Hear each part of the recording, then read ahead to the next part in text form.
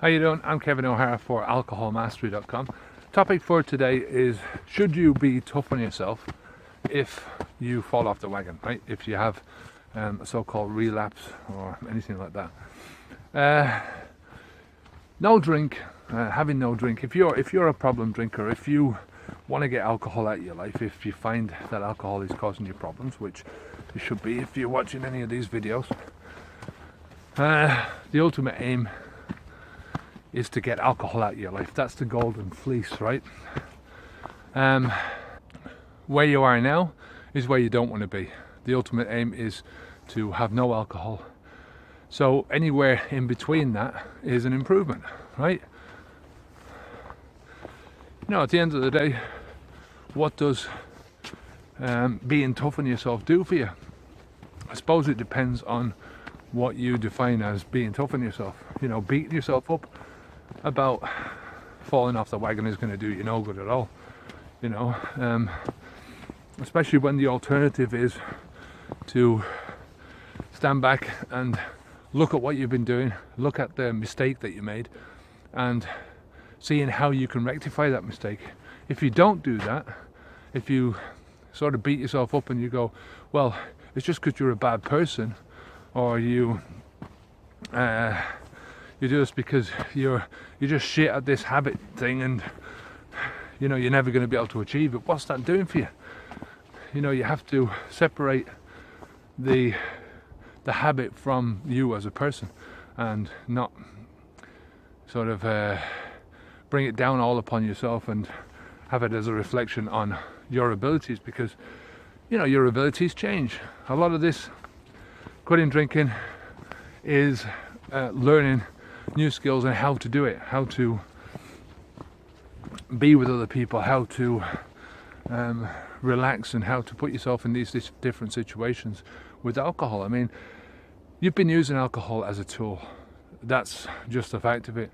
And as long as you don't find a replacement, you're always going to be drawn back to that one tool. So that's the thing that you have to do, is you've got to find a replacement for relaxation. You've got to find a replacement for socializing. You've got to find replacement people in your life if those people are causing you problems and difficulties. If they're trying to get you back onto the alcohol again, then you know you've got to think about that and get rid of them, at least for a while. You know, until you've got over it and you can deal with that kind of thing again. You know, you're strong enough to deal with that thing, and you've got self-confidence to deal with that type of thing. You know, I'm not telling you to carry on drinking. I'm not telling you to that deliberately going back on drinking just because you can't be arsed doing it, right, is a good thing. You've got to if you want to quit drinking, you've got to put some time and effort, and you've got to put up with the unpleasant feelings. You've got to put time and effort into thinking the alternatives, through the alternatives, and how you can bring those alternatives into your own life, right? But you know, battering yourself about these things is not good. You know, calling yourself names or downing yourself as a person is not good. You know, positivity always wins out. It's better to be positive about a failure, about a mistake, learn about it, get back up again and try something different. And the more you do this with yourself, the more you learn, the more you are positive with yourself, the quicker that you're going to grow as a person, right?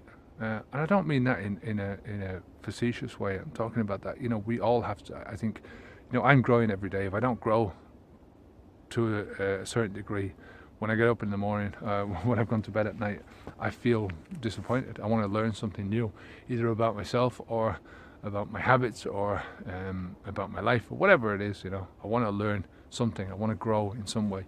The more you grow, the more self-confidence you'll have in you, about life in general, and the more you'll be able to stay away from these things, from these habits. The more you'll be able to control yourself.